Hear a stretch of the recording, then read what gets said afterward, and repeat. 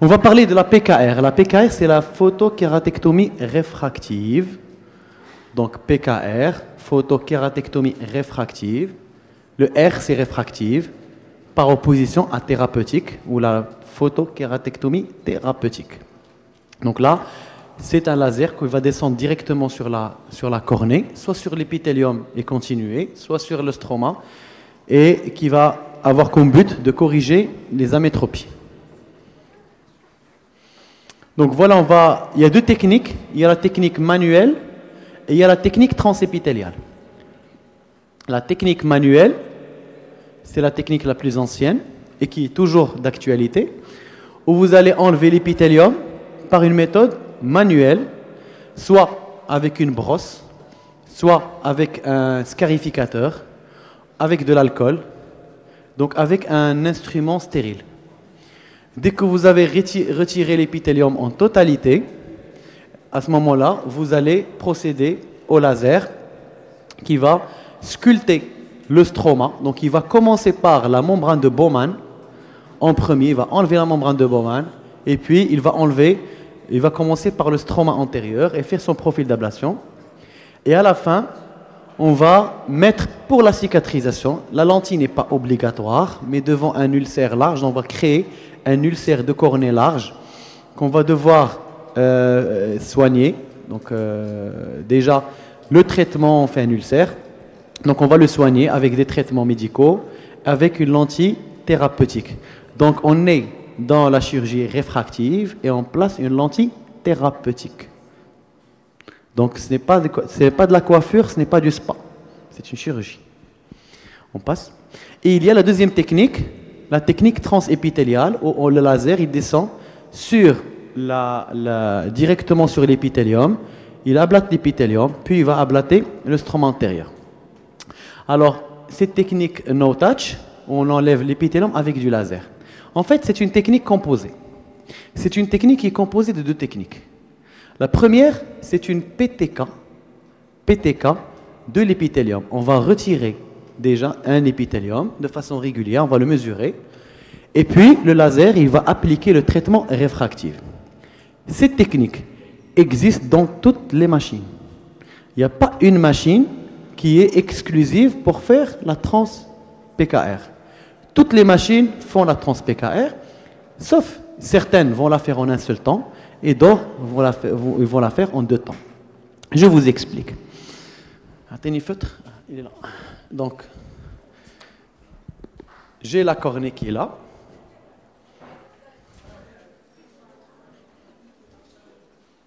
J'ai ma couche d'épithélium. Donc, soit je vais prendre une brosse.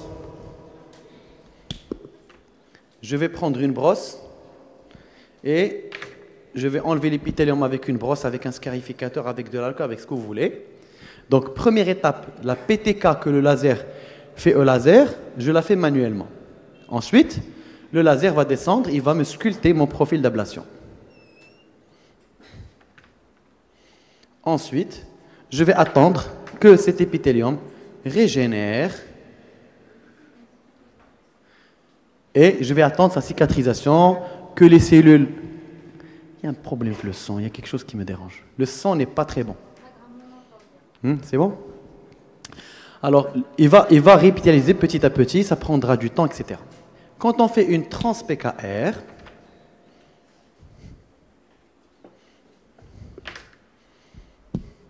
voilà. J'ai mal dessiné parce que je dois dessiner une cornée régulière. Parce que c'est très important. Cornée régulière, normale, qu'on va traiter en réfractive. Et vous avez l'épithélium ici. On va mesurer l'épithélium avec l'OCT. On va dire à la machine, mon épithélium, ici, est à telle valeur, 54 microns. Ici, 56 microns. On l'a fait dans la machine. Et puis, le laser va faire la première étape qui est la PTK. Il va faire la première étape qui est la PTK au laser. Donc, il va venir vaporiser 54 microns ici, l'équivalent de 56 microns ici. Il va faire un profil d'ablation qui s'approche le plus de mon épithélium.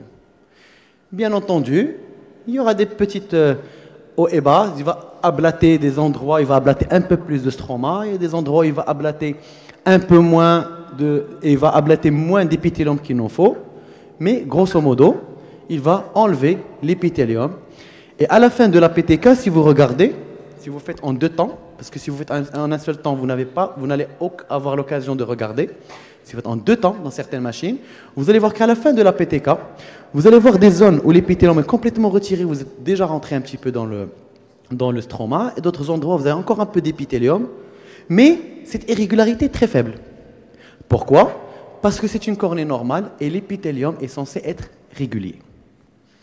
Ensuite, le laser, il va venir, la deuxième étape, c'est le laser réfractif qui va, sur ce qui reste, faire un traitement sur supposé stroma. Où il y aura certains endroits où ça sera encore un peu d'épithélium, ou des endroits où déjà la PTK a déjà commencé sur le stroma. Maintenant, cette technique no touch, il y a beaucoup de marketing dessus. Technique no touch, c'est comme si on faisait quelque chose où il n'y a pas de risque. Et quand on entend transépithélial, c'est comme si on faisait transépithélial. Moi, le premier jour où j'ai entendu transépithélial, je croyais qu'on laissait l'épithélium en place, on enlevait quelque chose dessous. Or, ce n'est pas vrai. C'est une PTK plus PKR réfractive. C'est composé, mais c'est juste qu'il y a certaines machines où tu l'as fait d'un seul tenant, il y a certaines machines où tu l'as fait en 2 temps. Donc, il n'y a aucune société, aucune machine qui va vous vendre qu'elle est la seule qui fait ça. Donc, si vous avez n'importe quelle machine de laser, vous pouvez faire cette technique. Au lieu de la faire en 50 secondes, vous allez la faire en 2 minutes. Et je pense qu'une minute de plus, ce n'est pas un problème. Maintenant, la présenter en tant que technique no touch, pas de risque d'infection, pas de risque d'inflammation, moins de douleur, résultat récupération visuelle rapide, vision parfaite, mieux que l'autre, c'est du pipeau, c'est du charabia. Le résultat d'une PKR manuelle et d'une PKR transpitaliale est le même chez un patient qui a un épithélium régulier. Quand vous avez une cornée normale avec un épithélium régulier, faites une trans-PKR, faites une PKR manuelle, it's the same. C'est la même douleur parce que toutes les deux vont donner un ulcère de cornée. C'est le même risque d'infection parce qu'à la fin, quand vous allez enlever l'épithélium avec manuellement, vous allez brûler la cornée avec du laser, donc vous avez enlevé la partie superficielle que vous avez touchée avec un scarificateur stérile. Elle est où la source de l'infection? Elle ne vient pas de votre geste. La source de l'infection vient de la lentille que vous posez à la fin, que le patient va garder quelques jours. Elle va venir de l'hygiène du malade. Est-ce qu'il se lave bien les mains avant de se frotter? Est-ce qu'il utilise bien son traitement? Est-ce qu'il y a des sources d'infection autres? Donc, transépithélial, c'est magique, c'est du marketing. Par contre, il y a des indications de la transépithéliale, mais scientifiques. C'est des indications qui sont scientifiques. Lesquelles?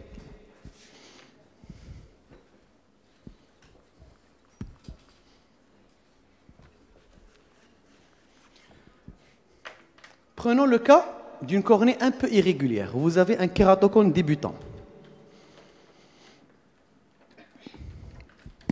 On sait très bien que la PK, on a les indications, on peut la faire sur des cornées un peu irrégulières. Vous avez dans la cornée kératocone très débutant, vous avez la couche de l'épithélium et vous avez le stroma. Je vais caricaturiser un petit peu. Vous avez une petite voussure ici. Et vous avez, voilà, un petit kératocone ici. D'accord. Ça, c'est le kératocone early. Un kératocone très débutant chez un patient de 30 ans, vous pouvez lui faire une PKR de -2, il n'y a pas de problème.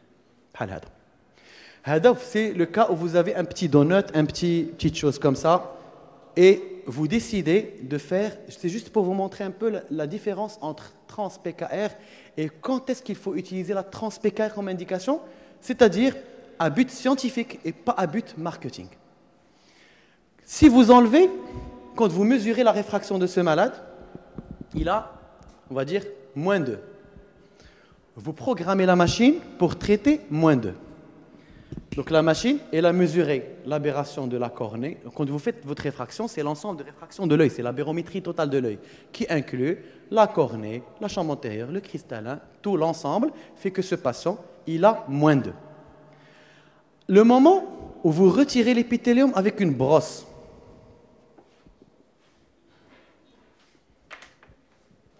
est-ce que ce patient maintenant, quand vous avez enlevé l'épithélium, est-ce qu'il a -2? Qu'est-ce qu'il a? Il a -2 plus high order aberrations qui étaient cachées par l'épithélium. Si maintenant vous faites un profil d'ablation et vous avez le laser -2 qui va descendre, c'est un profil d'ablation qui ressemble à cette forme-là, qui va ablater dans cette cornée.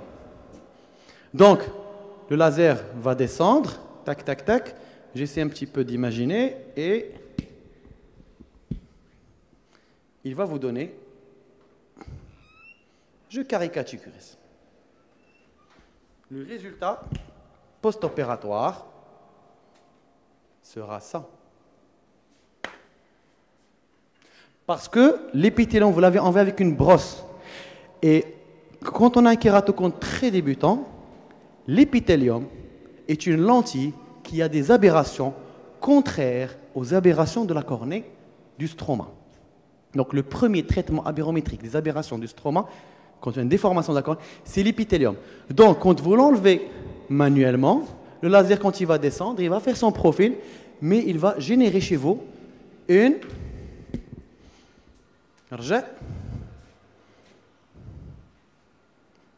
caricature. Vous avez traité -2, vous avez calculé -2 sur la cornée totale. Et vous avez traité une cornée déshabillée. C'est comme si je prends des mesures, ma jaquette, après on me donne quelque chose mesuré, c'est pas la même chose. Donc, quand on a une cornée irrégulière, l'épithélium a déjà géré une partie des aberrations. Si vous enlevez l'épithélium manuellement, vous allez faire apparaître une aberration que vous n'avez pas mis dans votre traitement. Vous avez mis un traitement juste low order aberrations et vous allez faire apparaître une aberration. Et bien sûr, on va espérer que l'épithélium soit aussi clément que la première fois et qu'il cache un petit peu les aberrations pour essayer de les réduire. Mais en réalité, vous n'avez pas traité la vraie aberration. Or, dans le même cas,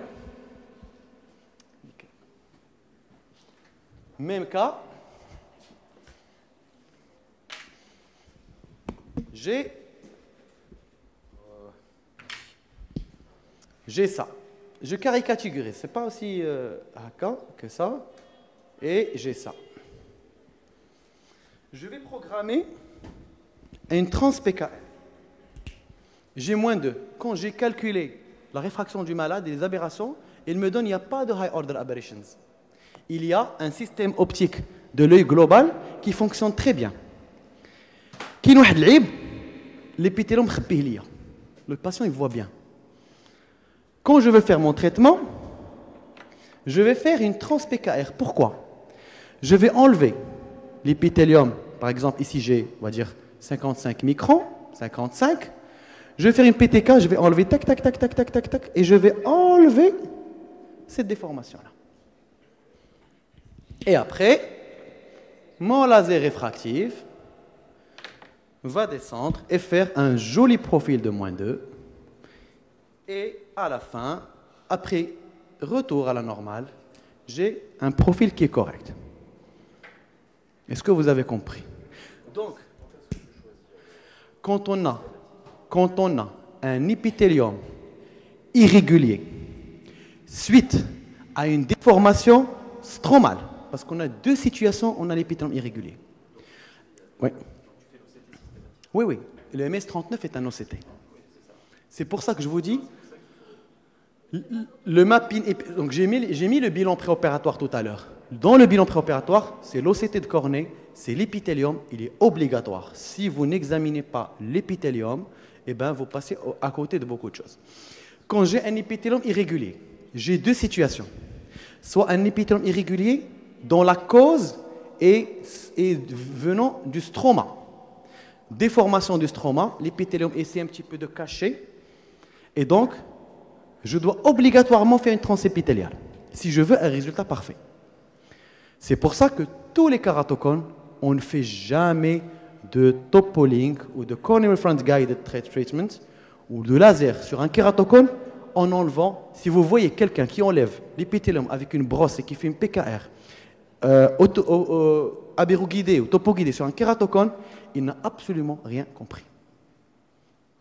Parce que la première étape du traitement du kératocone, c'est la PTK. Maintenant, si vous avez un épithélium irrégulier, mais dont la cause n'est pas le stroma, c'est-à-dire problème de surface, et comment vous allez détecter? Vous allez détecter en regardant d'autres paramètres au niveau de la cornée, surtout la courbure de la face postérieure. Si vous voyez une courbure de la face postérieure strictement normale et qui ne correspond pas à le donut n'est pas situé, il n'y a pas de donut, au contraire, il y a une hyperplasie épithéliale. Si vous avez une hyperplasie épithéliale, c'est un épithélium qui est irrégulier, j'ai une cornée régulière et j'ai un épithélium ici, hop, épaissi quelque part. Est-ce que ça c'est un kératocone? Non. Il y a une hyperplasie épithéliale quelque part, mais dont l'origine ne vient pas pour cacher des aberrations venant du stroma. Elle vient de quelque chose en surface. Ça peut être port de lentilles de contact, ça peut être une sécheresse oculaire, ça peut être des problèmes de mébomite, ça peut être des problèmes de surface. C'est les patients à qui on dit on traite la surface oculaire, on donne des collyres, on fait des choses en attendant que ça se régularise. Si ça ne se régularise pas 100%, on sait très bien que l'origine ne vient pas de la cornée. Là, il faut le faire manuellement. Parce que quand vous enlevez manuellement, vous êtes sur un stroma régulier et votre moins 2, il n'y a pas d'aberration, il est correct et vous faites votre profil d'ablation. Donc il faut connaître.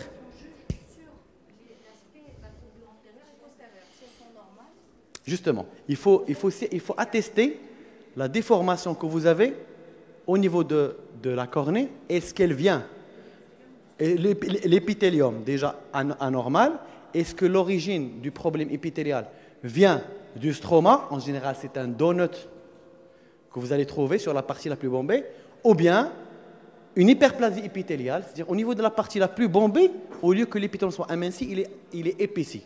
Et quand il est épaissi au niveau du sommet de la partie la plus bombée, ça ne peut pas être un kératocone. Ça ne peut être qu'une modification de l'épithélium suite à quelque chose de surface. Hebs les lentilles, on se voit dans 3 semaines, dans 1 mois, réhydrate la cornée, met les collyres, parfois ça ne part pas. Parfois ça prend du temps, le patient, tu as dit de l'opérer, moins 2, il voit bien, il n'a pas de problème. Au lieu de le faire en transépithélial où tu vas te tromper, dans l'épaisseur, enlève l'épithélium manuellement et tu fais ton traitement sur le stroma et tu sais que tu es en train de faire. Indication de PKR manuel, oui. Pour le premier cas, il y avait le kératocone. La petite déformation sur la face postérieure de la cornée ne va pas refléter sur la position? Oui. Alors, si cette déformation dont vous parlez avait un impact sur l'acuité visuelle, on l'aurait senti dans la barométrie préopératoire. C'est-à-dire que la déformation de la face postérieure, elle était cliniquement significative. Or, elle n'est pas cliniquement significative. Même quand elle était là, la face antérieure parce que finalement la face antérieure était régulière. Donc, la petite déformation de la face postérieure n'était pas significative cliniquement pour que le patient sente l'anomalie. Donc, en post-opératoire, il ne va pas la sentir. S'il était significativement élevé, c'est à ce moment-là qu'on va avoir des high order aberrations. On va changer le traitement d'un traitement de réfraction à un traitement de high order aberrations, ce qu'on appelle les corneal wave front guided back. D'accord? Donc, je passe. Une deuxième indication de la PKR manuelle. Quand vous avez un hypermétrope, quand vous avez un hypermétrope de plus 2, vous voulez traiter l'hypermétropie de plus 2. Et l'hypermétropie, c'est l'indication du LASIK. Il n'y a pas une autre technique. Plus 2, vous ne pouvez le faire qu'avec du LASIK, c'est première intention. Vous avez une épaisseur qui ne vous permet pas de faire le LASIK. Vous êtes autorisé à faire un plus 2 avec une PKR. Si vous faites un transépithélial, vous demandez à la machine OCT de vous mesurer l'épithélium.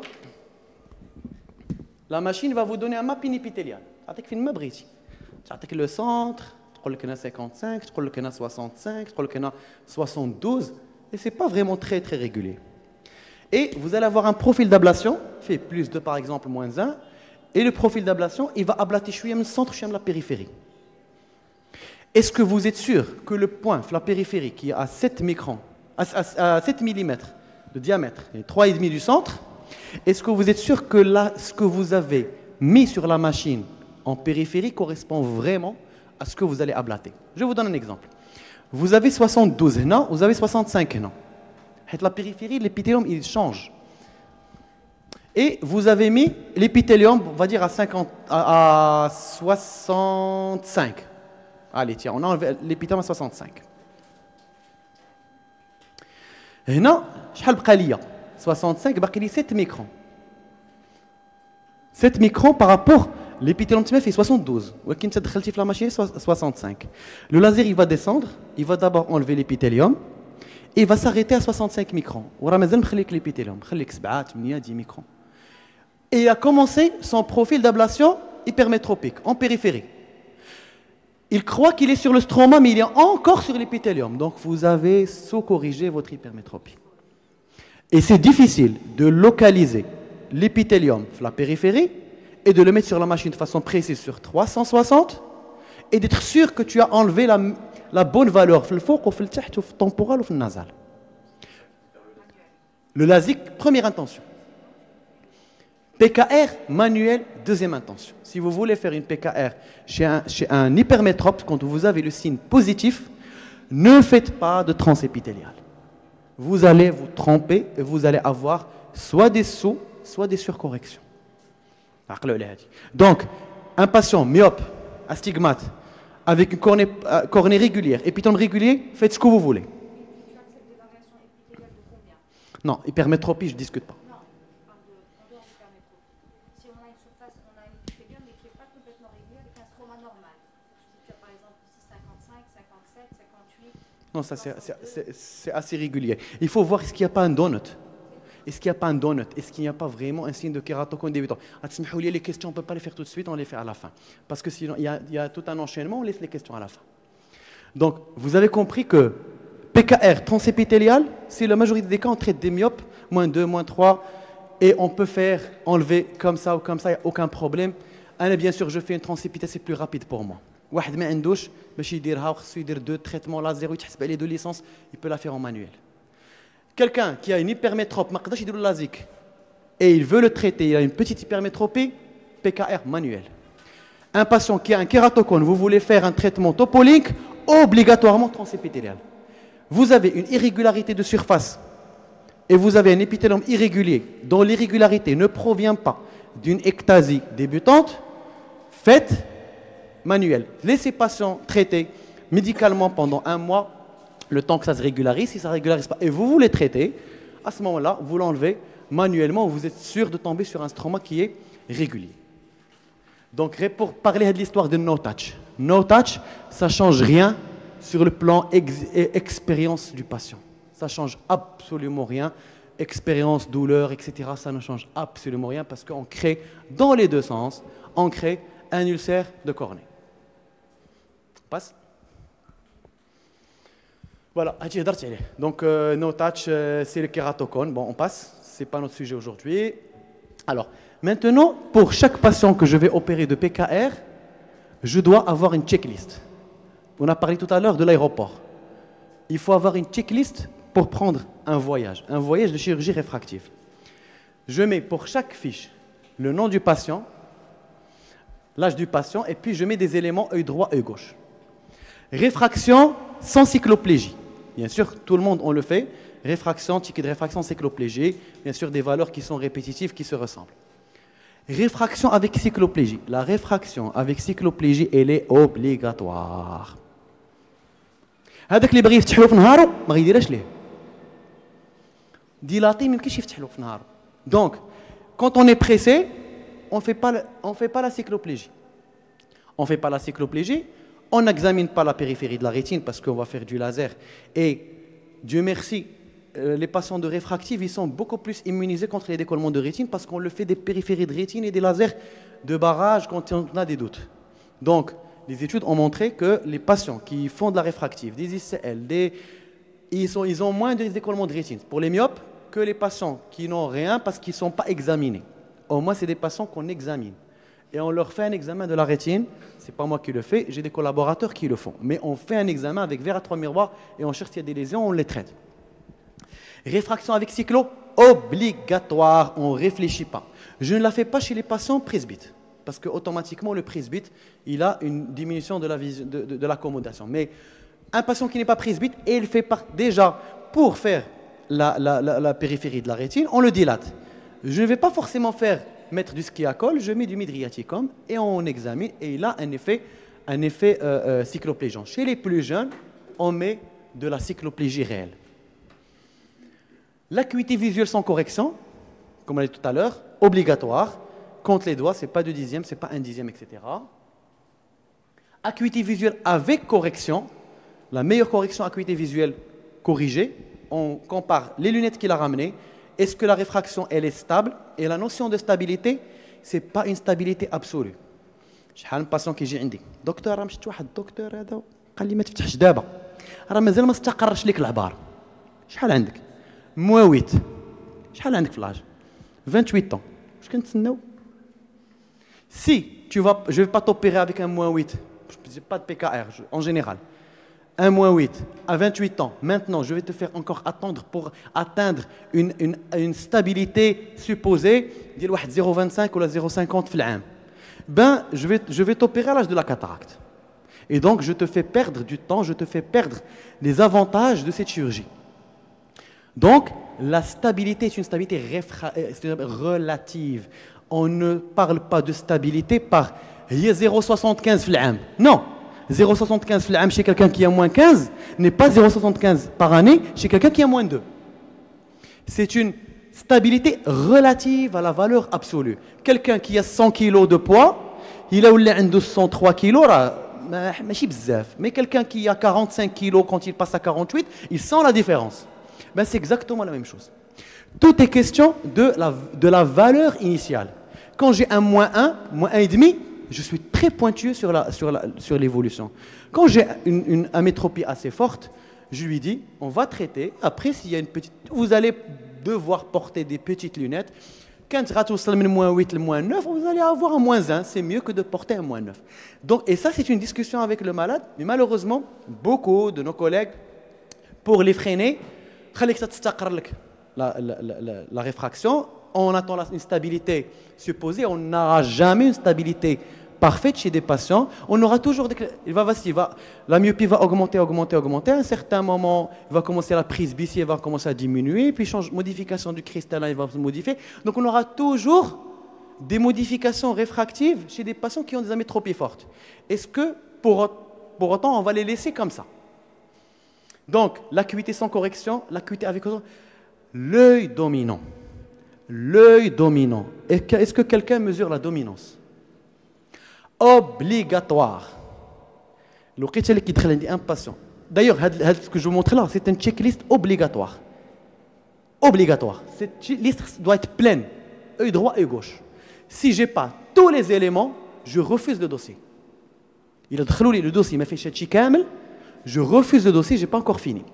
L'œil dominant, c'est un test très simple. Pourquoi? L'œil dominant va te donner une idée sur l'œil directeur du malade. Et en fonction de la métropie de l'œil, et ce patient a un avenir plus tard, il a une profession, il a une vision de près qu'on doit préserver. Est-ce que son œil dominant, c'est son œil plus myope ou son œil moins myope? Et on sait très bien que l'œil dominant, toujours, on va lui donner une meilleure vision de loin, et l'œil non dominant, on va lui donner une vision meilleure de près. Donc si je n'ai pas le statut de l'œil dominant, je ne peux pas faire un traitement. Parce que le traitement, il est supposé durer le plus longtemps possible. Et même, après sa presbytie, même après l'âge de la presbytie, je dois encore prévoir une vision chez lui qui va lui permettre de retarder sa presbytie. Et je discute avec lui. Je lui dis maintenant, vous avez 28 ans. Est-ce que vous voulez que je lui fasse une petite astuce pour vous permettre de, à 45 ans, la presbytie à 50 ans? S'il me dit oui, je vais choisir l'œil non dominant et je vais le sous-corriger de 0,50 et ça va l'aider à avoir une petite profondeur de champ plus tard. Si j'ai une sphère et un cylindre, je vais lui laisser un petit cylindre dans l'œil non dominant qui ne va pas le gêner maintenant et qui va l'aider plus tard. Donc, si vous n'avez pas l'œil dominant dans le dossier, votre dossier est incomplet. On continue. La pupillographie obligatoire. Pupille photopique, la taille de la pupille photopique de l'œil droit, la taille de la pupille photopique de l'œil gauche. La taille de la pupille mésopique, œil droit et gauche. La pupille scotopique, je ne l'utilise pas parce que le patient ne voit pas dans le noir. Si je n'ai pas la taille de la pupille dans ces conditions-là, je ne programme pas le malade parce que j'ai besoin de savoir sa pupille parce que c'est la fenêtre de son œil. أول حاجة كتدخل شي appartement كتشوف واش بي فيتري ولا شطرجم كبير ولا شطرجم صغير, la luminosité de la maison. Mais il faut avoir la luminosité de l'œil. Est-ce que c'est une petite pupille? Est-ce que c'est une grande pupille?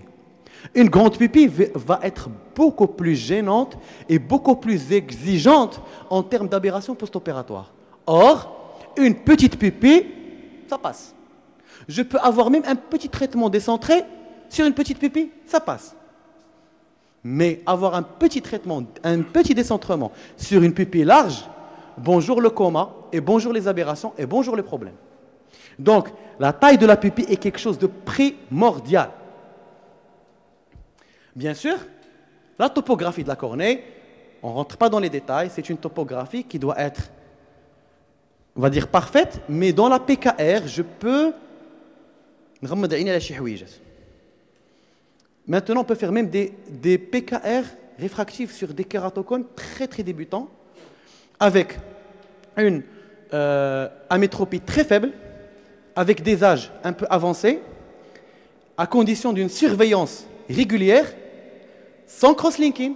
Ne faites jamais de chirurgie réfractive chez un petit kératocone débutant en mettant du cross-linking parce que la chirurgie réfractive, la PKR, elle est réfractive, elle est censée être parfaite. Le cross-linking est un élément qui va donner de l'irrégularité au niveau de la cornée. C'est un élément, on va dire, le cross-linking c'est un traitement grossier et qui va aplatir des zones plus que d'autres au niveau de la cornée. Et la prédictibilité initiale que vous avez introduite dans la machine, il va vous la faire perdre. Donc, si vous décidez de faire une PKR chez un kératocone très très débutant, vous devez lui dire, monsieur, vous avez un kératocone très très débutant. Heureusement que vous avez l'âge et vous êtes stable. Je dois m'assurer de la stabilité de la maladie au moins 2 ans. On le voit là, un petit kératocone débutant, on va voir son comportement dans 1 an, 2 ans. S'il revient avec une stabilité parfaite, il a un âge où la maladie est stable, je vais lui dire, je peux vous enlever pas plus de 50 microns. C'est-à-dire, je peux faire un -2, mais à condition de lui faire signer un document comme quoi il va venir faire des topographies régulièrement et qu'il s'engage à les faire. Et qu'il sait qu'il a un kératocone débutant et qu'en cas de problème, en cas d'évolution, on va faire un cross-linking. Il doit accepter tout ça. Et je leur fais signer une demande qu'ils vont légaliser. Il me ramène la demande. La demande. Et c'est lui qui va aller la légaliser. Que j'ai donné l'information réelle. Il a dit, on ne touche pas. Mais si vous voulez qu'on vous corrige, il y a des conditions, il y a des règles et vous allez devoir venir à telle fréquence. Si vous ne venez pas à cette fréquence et je le fais signer, ou je scanne le système, s'il ne vient pas dans les dates, eh ben, il n'a qu'à assumer sa responsabilité. Il a entravé à la règle que je lui ai. Parce qu'encore les patients qui ne suivent pas la procédure, il doit suivre la procédure. Donc, PKR, vous pouvez faire, mais avec cette condition-là. Si vous n'avez pas encore commencé de faire la réfractive, évitez ça. Ça, vous le faites après avoir un peu d'expérience. Et même les patients, en cas de souci, en cas de problème, quand même, donc, il يبدا بشي حاجة simple, باينة, comme ça, mais يطرش له مشكل. Et même les confrères, parce que les patients, ils vont passer chez vous, ils vont se faire opérer, ils vont aller ailleurs. Il va dire, la première des choses, qui c'est qui t'a opéré? Il n'est pas objectif. Il n'a pas vu la topographie et dit la technique comment elle est. Qui c'est qui t'a opéré? فلان. فلان. ايوا صافي لا فلان ماشي مشكل. فلان. ما كنعرفوش يتلحق الكيراتوكون. Donc, parce que malheureusement, dans notre profession, certains ne sont pas objectifs. Il va déterminer le résultat ou là, la complication, là, la cause du problème par rapport au nom de celui qui l'a opéré. Donc, quand vous débutez, essayez de ne pas faire ce type de cas. Mais moi, je l'ai fait, des petits kératocones débutants, je peux les traiter avec toutes ces conditions. Test des larves, donc le test de Schirmer, il fait partie aussi parce que je vais traiter un œil, j'ai besoin que ça cicatrise et j'ai besoin d'un bon film lacrymal. Donc, il faut que je peux accepter une petite sécheresse oculaire mébomienne, mais je ne vais pas accepter une sécheresse sévère. Donc, entre LASIK et PKR, je peux tolérer un petite sécheresse en PKR, mais pas en LASIK. Mais évitons, la règle, c'est éviter les patients qui ont une sécheresse oculaire. À ce moment-là, je vais commencer mes calculs. Donc, je mets les données, on va mettre la zone optique qu'on va traiter. On commence à faire les calculs qu'on a vus tout à l'heure. J'ai décidé, je vais faire la zone optique de 6 mm, c'est-à-dire c'est la zone optique la plus large possible qui va pas donner des problèmes la plus large possible, mais sans que j'ablate énormément. Et je ne vais pas aller trop petit pour ne pas créer des aberrations chez le patient. Bien sûr, je calcule la kératométrie post-opératoire, il faut qu'elle soit logique. Le RST, donc les paramètres qu'on a calculés, donc le Residual Stromal Bed, ou Stromal Tissue. Et à la fin de ma fiche, je mets la réfraction à opérer, que ce soit pour l'œil droit, que ce soit pour l'œil gauche. Et bien sûr, le type de PKR que je vais faire, est-ce qu'elle va être manuelle ou transépithéliale? Et si elle est transépithéliale, je vais noter la valeur de l'épithélium que je vais rentrer dans la machine. Et c'est bon, on a terminé la fiche. À la fin, et bien sûr, le programme que je vais utiliser avec ma machine. Chaque machine a le programme là. Est-ce que c'est un ORK CAM avec Aberofree ou Cornell Reference? Ce que je vous montre maintenant, c'est de l'Aberofree. L'Aberofree, qu'est-ce que ça veut dire? Qu'est-ce que ça veut dire Aberofree? C'est-à-dire sans higher order aberration. C'est-à-dire que je traite que low order aberration, c'est-à-dire que j'ai dans les lunettes et je ne prends pas l'information des aberrations de l'œil ou que je vais réinjecter dans l'œil. Je vais utiliser uniquement les aberrations low que j'ai mesurées au niveau des lunettes. Et quand j'ai cette fiche-là, œil droit complet, œil gauche complet, on a aussi rempli le logiciel de la machine avec laquelle je travaille. On a ORK CAM, c'est un peu flou, ORK CAM, Presbymax, PTK CAM et autre chose. Donc ce qu'on utilise, c'est ORK CAM, PTK CAM et Presbymax en cas de presbylasique, on passe. Et voilà, donc c'est la plateforme où on met le nom du malade, le numéro de dossier, etc. On choisit, il y a Aberofree, il y a Ocular Wavefront, il y a Corneal Wavefront. Ça, c'est pour traiter les kératocones. Ça, on peut l'utiliser aussi pour les kératocones et aussi pour les LASIK et aussi pour la PKR. La machine, on va bientôt la recevoir quand le Péramis, on va être le premier à l'avoir au Maroc. Et maintenant, le Péramis, il ressemble un petit peu à iTrace, mais qui est linké avec la machine de laser. Et Aberofree, donc on va mettre notre réfraction qu'on a décidé à la fin, qu'on a mis sur la fiche, qu'on a validé avec le patient. Et la machine va nous calculer la kératométrie, elle importe, la kératométrie va l'importer de la topographie, vous pouvez la remplir manuellement, elle va automatiquement vous calculer la kératométrie post-opératoire, c'est ce qu'on avait calculé tout à l'heure, en général ça s'approche, vous choisissez la technique que vous voulez, donc c'est une trans-PKR ou PKR, et puis si c'est une trans-PKR, elle vous demande l'épithélium central et périphérique, et elle demande est-ce que vous vous êtes centré, pas centré, l'angle kappa, etc. Soit que le traitement il est centré, vous le décentrez, vous pouvez ce que vous faites, vous enlevez ça et vous allez centrer le traitement là où vous voulez. Ça, je l'utilise dans le kératocone. Et maintenant, notre traitement est prêt, l'œil droit. Voilà, donc ça c'est le résumé. Le résumé, quand on le fait, je revalide encore et je le signe. Je mets valider, je mets ma signature dessus et ils doivent me le présenter, mon équipe, quand je fais le laser. Parce que les données, je les importe de la machine ici dans une clé USB. Et quand je suis sur le laser, je mets la clé USB, j'importe le traitement et je vérifie que ce que j'ai sur le screen, c'est exactement ce que j'avais signé au cabinet. Est-ce que c'est les mêmes valeurs? Et je revalide encore le ticket de réfraction, je revalide l'ordonnance de lunettes, je fais une triple vérification, moi et mon équipe, avant d'appuyer sur la pédale. On continue. Donc ça, c'est le profil d'ablation. Là, vous pouvez jouer sur la zone optique, vous pouvez la modifier. La pachymétrie centrale et périphérique, l'épaisseur de l'épithélium, tout ça, vous le faites rentrer. C'est facile. Ceux qui ont fait l'atelier ou qui vont faire l'atelier maintenant, c'est aussi simple qu'à manipuler un iPhone. Oui? Voilà, ça c'est l'opération.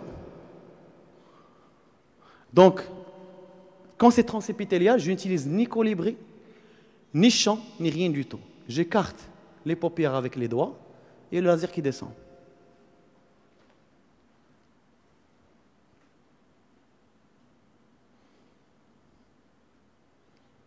Alors regardez, le patient il fixe devant lui, il fixe un point, normalement il a dans la machine un point vert. Quand il ne fixe pas bien, je lui donne un point rouge qui est plus fort. Je lui dis fixe le point rouge. Mon rôle maintenant, c'est de voir si le malade est fixe. Mais, la vidéo mais vous allez voir quelque chose de très intéressant. Pendant le laser, vous voyez que l'œil, il bouge un petit peu. Et vous avez qu'il y a un eye tracker. L'eye tracker, c'est une caméra qui va détecter l'empreinte de l'iris et qui va faire des mouvements dans 7 dimensions. Vers le bas, vers le haut, vers l'avant, vers l'arrière. Le patient, il bouge un petit peu, il tourne. Il y a énormément de mouvements et la machine elle va suivre et elle va donner le laser au niveau du point voulu. Quand l'œil dépasse l'endroit où la machine va détecter, elle s'arrête. Quand elle s'arrête, vous pouvez reprendre votre traitement et elle va reprendre au dernier point qu'elle a laissé. Mais, avec un grand mais. Si l'œil bouge, si vous regardez, vous arrêtez. Et s'il bouge beaucoup, vous regardez encore la cornée. Si elle est hydratée, c'est que vous avez une couche d'eau sur la cornée et que le laser qui va suivre après va descendre sur l'eau et non pas sur le stroma. Et vous allez avoir des irrégularités au niveau de la cornée. Il faut obligatoirement avoir des microsponges pour assécher correctement et ne donner le laser que si vous avez une cornée sèche. Voilà. Donc, c'est des procédures qui durent rapidement. On arrive à faire 15 malades en 1 heure. Donc, c'est hyper rapide. Très, très, très rapide. Mais la préparation de 15 malades, elle nous prend une journée. Le traitement, ça prend 1 heure. Une journée avec une équipe de 10 orthoptistes. Vous avez compris? C'est la préparation qui est difficile. C'est le profil d'ablation qui est difficile. Après, appuyer sur une pédale, c'est rien du tout. Je le fais moi-même, j'aurais aimé le déléguer. Je le fais moi-même parce que le malade, il doit me voir. C'est tout. C'est un acte marketing que je le fais avec le malade. Je dois être là, si je finis, docteur avec le moment, c'est un moment de détente pour moi. Pendant le laser, la détente, elle commence quand j'ai tout vérifié, tout signé. Quand je commence le laser, pour moi, c'est de la rigolade. Et c'est un petit moment avec le patient de convivialité où je peux lui parler de certaines choses. S'il habite à Ouazzane, j'aime le sud, donc c'est un moment où le patient est trop stressé, où moi je dois le détendre. Je l'ai stressé pendant la consultation. Le filtre. Mais pendant l'acte, je dois le rassurer un petit peu, avoir un contact. Je fais une petite technique. Je garde, s'il y a une femme et elle a des enfants, je garde le nom des enfants. شو سميت ولدك؟ وليد. d'accord. شحال في عمره؟ 8 سنين. On le garde في الدوسي. كي rentre au bloc. ايوا ان شاء الله تشوفي وليد بلا نضرات. واو، الطبيب عقل لي على سميت ولدي. incroyable. Donc c'est un moment où on tisse un lien. On a المريض مشى معك يطلع ليفرست، وصلتي معاه لو سومي، صافي دار معك كل شيء. C'est ce moment-là où tu tisses avec lui une relation. D'ailleurs, si vous voyez mes vidéos, dès qu'il termine l'opération, il se jette sur moi pour m'embrasser parce qu'ils ont eu le résultat. ولكن راه سختهم قبل باش يوصلوا لذاك le moment. Mais في ذاك le moment, ils ont besoin, quand ils sont bien sûr bien, quand ils sont respectueux, ils ont besoin de cette assurance, ils ont besoin de ce petit contact. En 1 minute, en 2 minutes, tu les rassures, tu rigoles avec eux pendant cet acte. Maintenant, les ablations avant-après, moins 1,50, vous voyez, avant et après, et la différence. On continue. À chaque fois qu'on fait un laser, on fait des topographies gratuites après, juste pour but d'étude. On voit qu'est-ce qu'on traite et à quel moment la cornée se régularise. Au bout de 3 mois, au bout de 6 mois, on a des surprises. Que même après 3 mois, la cornée n'est pas encore régulière parfaitement. Et je vais vous rassurer par rapport à certaines choses. Le traitement post-opératoire, alors, il y a certains qui ne donnent pas de corticoïdes, qui ont des antibiotiques, l'arme artificielle, qui laissent le malade qui travaille pendant 5 jours. Haram, c'est criminel. C'est comme si vous tombez dans les escaliers, on vous donne tout sauf des anti-inflammatoires. رجلك من فوق حتى لهنا وما عطيكش l'anti-inflammatoire حتى دوز 5 أيام. Le moment, le pic d'inflammation après un laser, c'est immédiatement après, parce qu'on a brûlé la cornée. C'est une brûlure. Donc il faut donner les stéroïdes dès le moment de la chirurgie. Et le problème de stéroïdes, il ne retarde pas la cicatrisation. Les stéroïdes retardent la cicatrisation ou donnent des problèmes quand on a un herpès, quand on a un virus, ou quand on a une kératite bactérienne, un germe dont le microbe, dont la corticothérapie va faire évoluer, ou bien quand on a une kératite neurotrophique, un autre contexte. Mais une cornée qui est en plein de cicatrisation, il faut guider la cicatrisation, il faut cortisonner. Donc corticoïdes immédiatement à la fin, et pour la douleur, on donne les INS. Suivante. Les INS pendant 2 jours. 2 jours. 2 jours. Et on les enlève. L'INS que vous voulez. L'arme artificielle, bien sûr, le corticoïde il est associé à un antibiotique. On donne un anti-inflammatoire naturel, bon, Keradrop, vitamine C pour le haze, par voie orale, c'est toujours bien. Et les lunettes, 3 à 6 mois, parfois même plus. Donc, les stéroïdes dès le premier jour, associés à des non-stéroïdes, mais attention, il ne faut pas que le patient mette les non-stéroïdes sans mettre les stéroïdes, il risque de nécrose. Donc, vérifiez est-ce que le patient a pris les deux. J'ai déjà eu un cas de nécrose parce que le patient n'a pas acheté le stéroïde, il a acheté l'autre, il a fait une fente de la cornée, c'était après un cross-linking. On passe, regardez les résultats après le lendemain, J1, J1 PKR.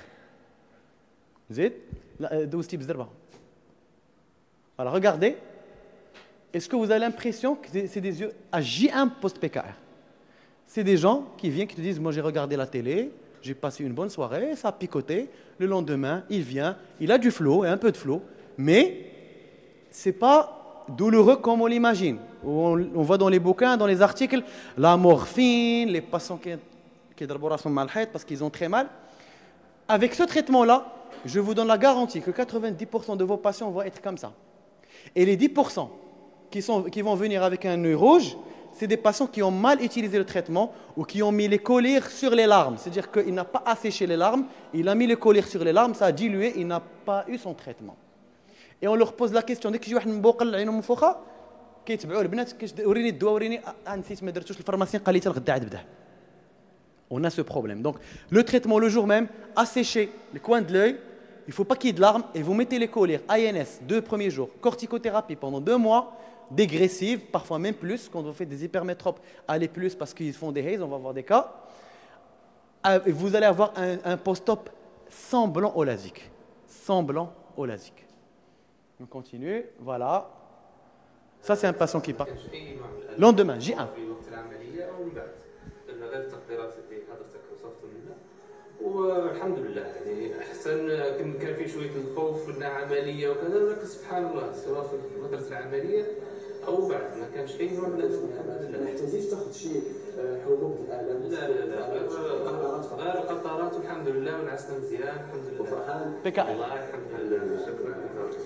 السلام عليكم. انا قلت عمليه ديال بك عليه في البصره كيفاش الامور عاود الناس كيفاش كان فيك الحرق البارح في الليل؟ لا ما كاين حتى شويه الحرق. شديت الضوء ديالو الانتظام داكشي ما كاين لا حتى شي حاجه لا حسيتي بالالم حسيتي بالالم لا هو بات كامل لا الم لا حرق لا حتى شي حاجه.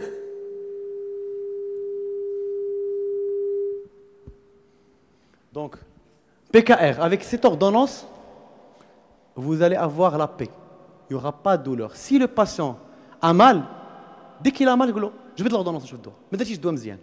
Et dans 99% des cas, il n'a pas mis son traitement, il l'a mis de façon pas appropriée.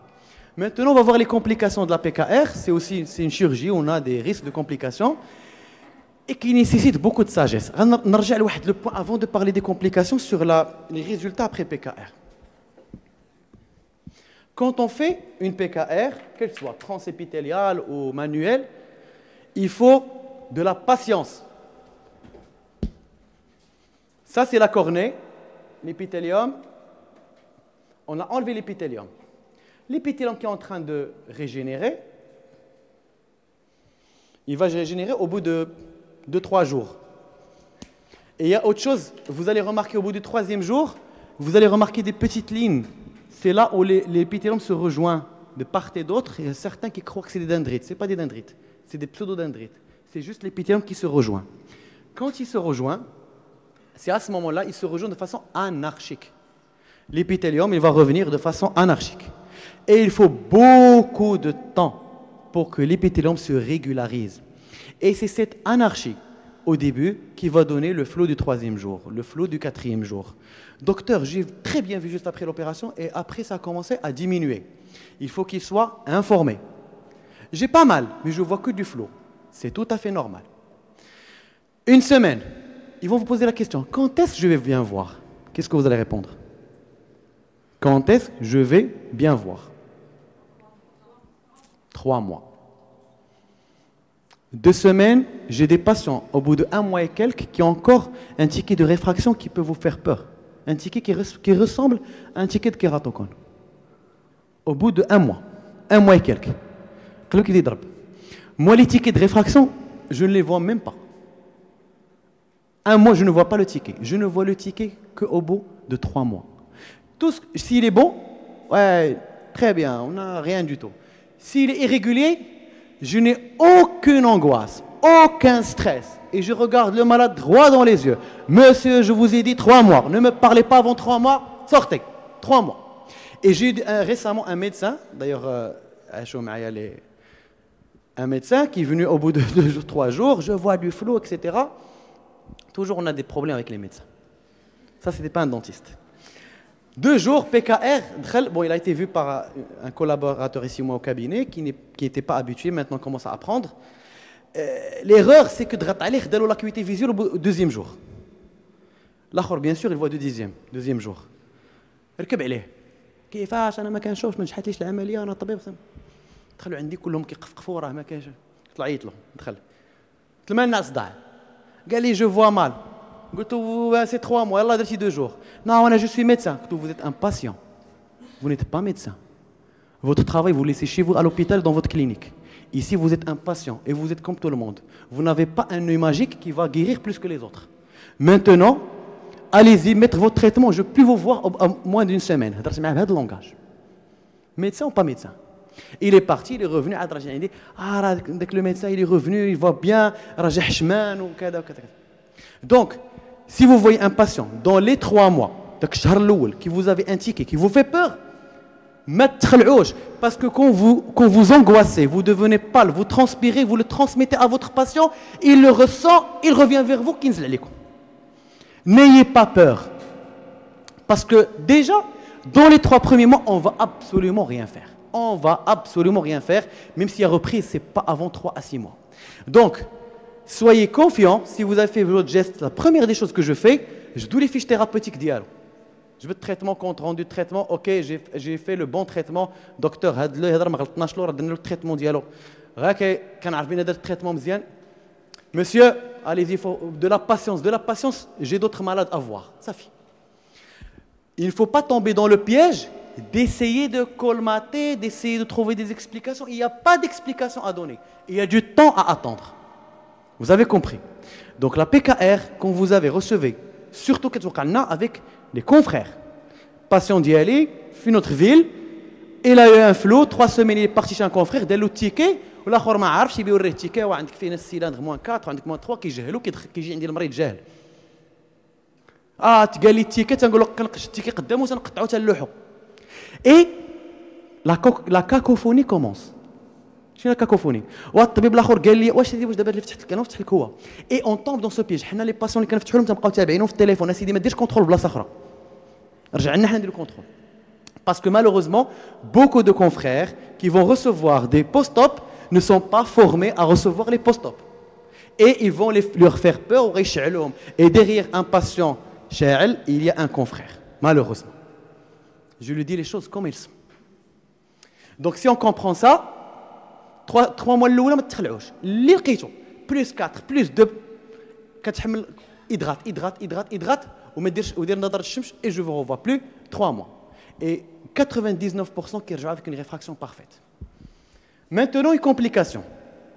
Ça, c'est une complication d'un patient que j'ai traité de PKR avec astigmatisme hypermétropique. Il est revenu dans son contrôle chez moi avec ce ticket. Il avait moins 2 ou moins 3 de cylindre, petite hypermétropie, donc astigmatisme hypermétropique. 2 mois plus tard, il vient chez moi avec ça. Il voit 6 dixièmes faibles, sans correction, mais complètement flou parce qu'il est hypermétrope, il accommode, il machin. C'est quoi? C'était un haze important en périphérie. C'était un haze, des deux côtés, 2 anneaux de haze, énorme. 2 mois plus tard. Le patient, il arrive, docteur, il est mécontent, etc., etc. Ok, qu'est-ce qui se passe? Voilà. Ramenez-moi la fiche thérapeutique, on sort la fiche. Gardez les documents, gardez les comptes rendus, gardez tout sous la main. Vous implantez un patient, vous gardez le ticket, vous gardez une copie de tout. Devant le tribunal, il faut avoir tout le dossier complet. Je sors le profil de traitement, la réfraction était bonne. Ok. 12 les mois, je ne sais pas. Non, mais qu'est-ce que l'OCT d'accord. Alors, quand on a fait l'OCT, on a un haze énorme. Le patient, voilà, vous avez un haze énorme. Je vois mal, je dois faire ceci, cela. Monsieur, vous avez un haze, on va le traiter. Il a disparu. Il est parti, il a fait le tour. Il n'était pas de Rabat, il est parti chez un confrère qui l'a chauffé bien comme il faut. Il a chauffé, il l'a envoyé chez un autre confrère qui fait de la réfractive. L'autre confrère qui fait de la réfractive, il connaît bien l'histoire. Il a calmé, il lui a dit c'est tout à fait normal. Le confrère Loulani, qui l'a chauffé, qui l'a envoyé chez l'autre, il a appelé l'autre pour l'insulter, pour dire moi je te l'envoie parce que l'autre lui a bousillé l'œil et toi tu lui dis que c'est moi qui a faux et que le premier chirurgien était bon. Regardez une cacophonie entre les deux. Le confrère qui m'appelle, ورا داك المريض ديالك دار لي مشكل مع واحد الكونفرير كان كوريسبوندون ديالي وراه هو صيفط لي المريض وقلت له انا راه نورمال ورجعت المريض عند الميدسان الاخر قال له انت كتخربق الاخر قال لي هادشي بصح كومبليكاسيون عاديه ولينا في ان كاكوفوني بيلاتيرال بيناتهم انا ما ندخلش. لو كونفرير الثاني كي في de la réfractive قال له شوف غتاخذ دي كورتيكويد on va voir. Le patient est revenu me voir, il était un petit peu plus calme. قال لي je veux une reprise. قالوا لي خص هادشي اللي بقى عندنا وخصو لا reprise. قلت له non. قلت له tu as encore de l'inflammation et je ne reprends jamais un œil inflammé. On va vous donner des corticoïdes et je ne veux pas te voir 3 mois. Comment faire gober un patient qui a ça, de le faire patienter pendant 3 mois? Il est même filtré, je me l'ouvre.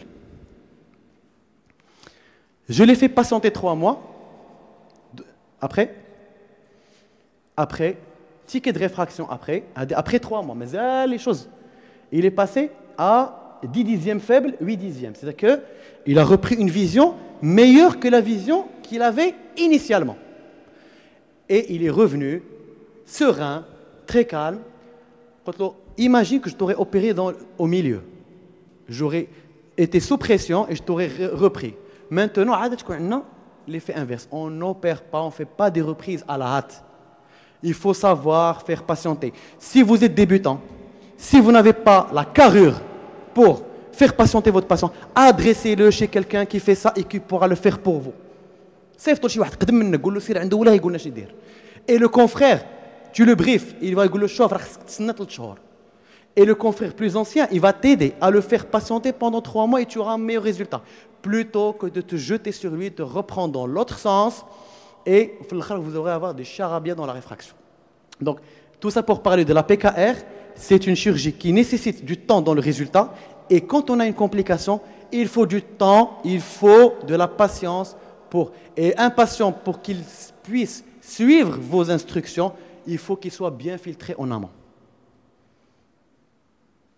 Ça, c'est une patiente récente que j'ai opérée de PKR ODG et puis qui a fait une ulcération, on n'a pas compris.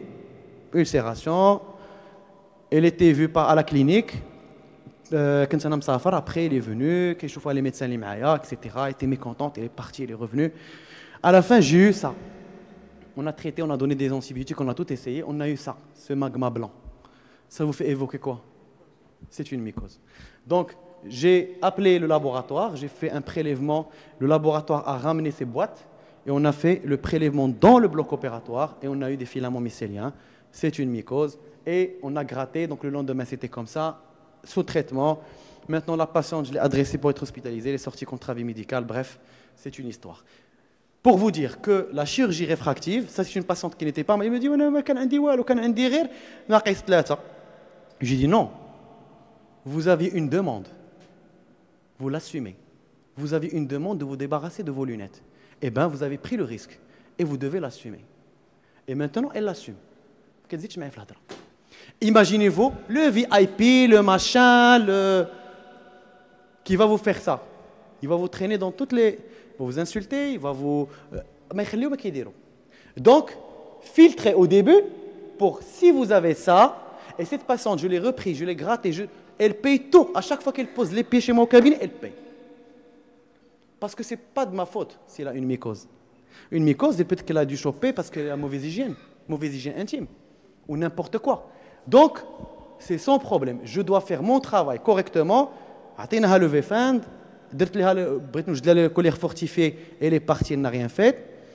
Donc, et les colliers fortifiés, on fait signer un consentement éclairé parce qu'on n'a pas le droit de les faire dans des cliniques, il faut les faire dans des pharmacies hospitalières. Donc, il faut un consentement bien clair, comme quoi elle a accepté que ce soit mélangé dans une clinique et pas dans une pharmacie hospitalière parce qu'on n'en a pas. Alors, les recommandations PKR, ce sont les amétropies faibles. Alors, la myopie jusqu'à moins 4. Alors, c'est les recommandations, je vous dis en toute sincérité. Elles sont très variables d'un patient à l'autre. Elles sont très, très variées d'un patient à l'autre. Moins 4, jusqu'à moins 4, c'est bien. Tu peux aller jusqu'à moins 6. Ça dépend de la kératométrie, ça dépend de la jeunesse du malade, ça dépend de son âge. Plus il est jeune, moi je suis ablatif. Plus il est jeune, moi je suis ablatif parce que je n'ai aucune idée sur le statut réfractif, sur le statut de stabilité de sa cornée. Plus il est âgé, la même réfraction, je lui dis l'âge. Combien? Il me dit 21. Ok, implant. La même réfraction, l'âge 30. Ok, LASIK ou PKR par exemple. Ça dépend aussi de l'âge parce que la stabilité de la cornée, vous le savez tous, qu'elle est variable d'un âge à l'autre. Alors, hypermétropie jusqu'à plus 2, j'en ai fait jusqu'à plus 4 et même plus. Encore, l'hypermétropie, quand on traite beaucoup, on va créer des aberrations. Une fois, j'ai fait un patient, il était AFAC, il avait plus 7.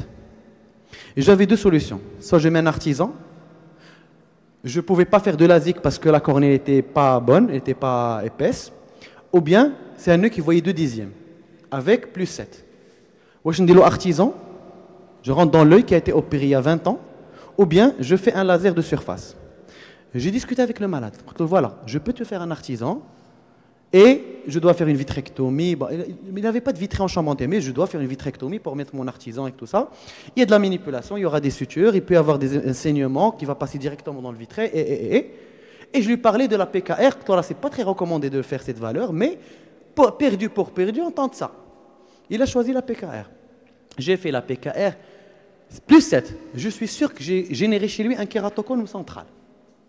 Le malade, il est ravi. Il est ravi parce qu'il a vu 3/10 et avec une bonne vision de près parce que le cône que j'ai créé au centre le permet, c'est comme un pseudo-presbylasik qui lui a permis de même voir de près. Il était ravi et on a fait une chirurgie extraoculaire. Est-ce que j'aurais fait le plus 7 chez quelqu'un qui est plus 3, qui a plus 7 ou qui voit 10/10 ou qui voit 8/10? Non, je ne vais pas le faire parce que je vais générer des aberrations qui vont... Sa qualité de vision est déjà mauvaise. Les aberrations que je vais générer, il ne va pas les sentir.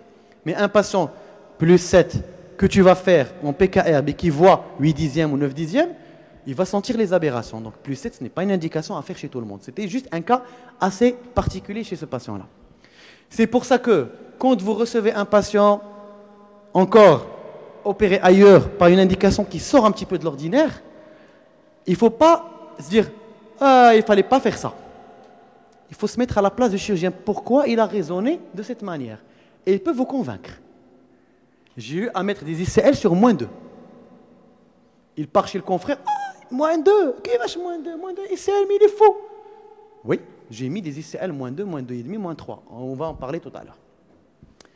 Et préféré. Alors les lasers qui sont bons pour la PKR, c'est les lasers à basse fréquence, hein, ce n'est pas les hautes fréquences. Le Schwind 1050, il n'est pas bon pour c'est pas le meilleur pour la PKR, c'est le meilleur pour le LASIK. Pourquoi? Parce que plus la fréquence est élevée, on traite vite. Et on traite vite, quand on soulève le flap, le LASIK, il faut que le traitement soit hyper rapide. La PKR, quand on traite vite, on chauffe la cornée. On chauffe la cornée, on a plus de risque de haze. Ça, c'est théoriquement. Mais si vous avez un Schwind 1050, faites la PKR, sans aucun problème. Mais entre un 1050 et un 500, pour la PKR, le 500 est mieux. Pour le LASIK, le 1050 est mieux. C'est pour ça qu'on a pris le 750, qui est au milieu des deux. L'indication, elle était raisonnée justement pour pouvoir faire des LASIK. On ne peut pas prendre deux machines, une de 500 et une de 1050. C'est pour ça qu'on a pris le 750, dont la fréquence est un petit peu adéquate au LASIK et à la PKR. Toutes les machines marchent bien, toutes les fréquences marchent bien. C'est juste pour détailler le petit détail, c'est que la fréquence élevée elle est meilleure pour le LASIK, la fréquence basse elle est meilleure pour les PKR. Passe.